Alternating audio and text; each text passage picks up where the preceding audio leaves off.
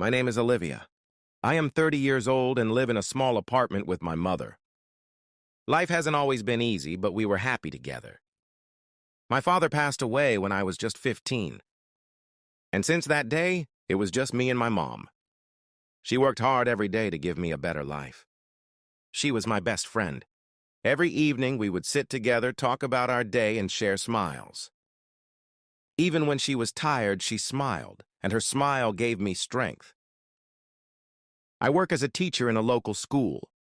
I love my students, but my heart was always worried about my mother. She was getting older, and her health was not good. Some days she could hardly get out of bed. I wanted to take care of her, but my salary was small. I tried my best, but I always felt it was not enough. I prayed every night that she would stay healthy and safe. One evening, I came home from work and found her lying on the floor. My heart froze. I ran to her, grabbed her cold hand, and cried, "Mom, wake up!" She didn't move. Her face was pale. I called an ambulance. At the hospital, the doctor looked serious. He said, "Your mother's heart is weak. She needs surgery, but it's very expensive." Tears filled my eyes. I didn't have that much money. I felt helpless and afraid. I stayed by her side every night in the hospital, holding her hand. I whispered, "Please don't leave me." I worked harder than ever. I took extra classes, gave private lessons, and saved every penny. Still, it wasn't enough. One evening, as I walked home in the rain, tired and soaked, I felt broken. I had nothing left to give. But when I reached home, I found a letter in the mailbox. There was no name on it. My hands were shaking as I opened the envelope. Inside was a short note. "For your mother's surgery. Take care of her." Along with the note, there was $20,000. My heart started racing. I didn't know who sent it or why, but it was enough.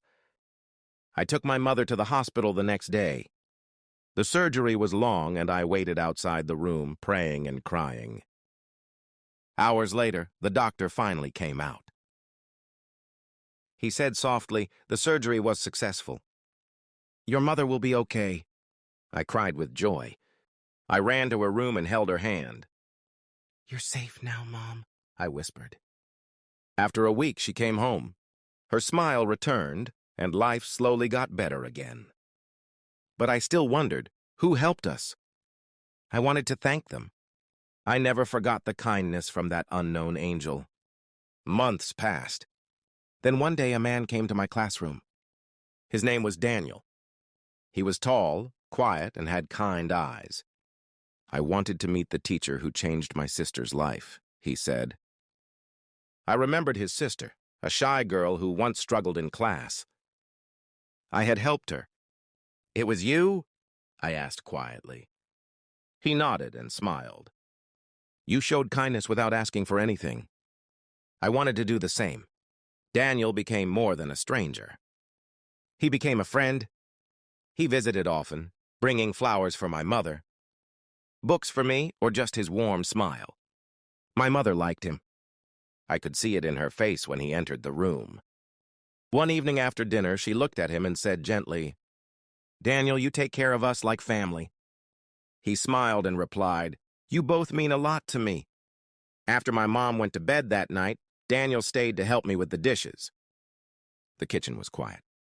As I passed him a plate to dry, he said softly, "Olivia, I didn't just help your mother because of what you did for my sister." I looked at him, confused. "Then why?" I asked. He looked down and said, "Because I care about you. From the first time I saw you, I knew you were special." His voice was gentle but unsure. "Your kindness, your strength." I couldn't just walk away. I didn't know what to say. My heart was full, but also afraid. I had lost so much in the past. Was it safe to open my heart again? He added quickly, "You don't have to say anything now. I just wanted you to know." I nodded slowly. I was grateful but still scared of losing someone I loved again. Daniel never changed. He didn't push me to answer. He stayed patient. He stayed close during my mother's recovery, through my long work days and during my quiet moments. One evening, my mother and I sat on the porch watching the sunset. The sky was full of soft pink and orange light. She said gently, "Olivia, you are strong. But you don't have to carry everything alone." Her words opened my heart. I realized how much I had been holding inside. I was afraid to love again. The next time Daniel came, I asked him to take a walk with me. We walked slowly through the park with autumn leaves crunching under our feet. "Daniel," I said, "I'm scared to let someone in. But I don't want to lose you." He stopped and turned to me. His eyes were full of understanding. "You won't lose me, Olivia," he said softly. "I'm here. I'm not going anywhere." I felt something warm inside. For the first time in years, I felt truly safe. I reached out and took his hand. He held mine gently, like he understood how fragile my heart was. From that day on, our love grew stronger with time. My mother became healthier. I smiled more. Life slowly became bright again. One night after dinner, Daniel stood up and took a small box from his pocket. My heart skipped. He knelt down in front of me. "Olivia," he said, "you taught me that kindness can change a life. You changed mine. Will you marry me?" Tears filled my eyes, this time tears of happiness. I nodded. "Yes," I whispered. My mother clapped her hands with joy. Daniel slipped the ring on my finger. In that moment, I understood something very deep. Life had broken me once, but love had found me, and it had healed me.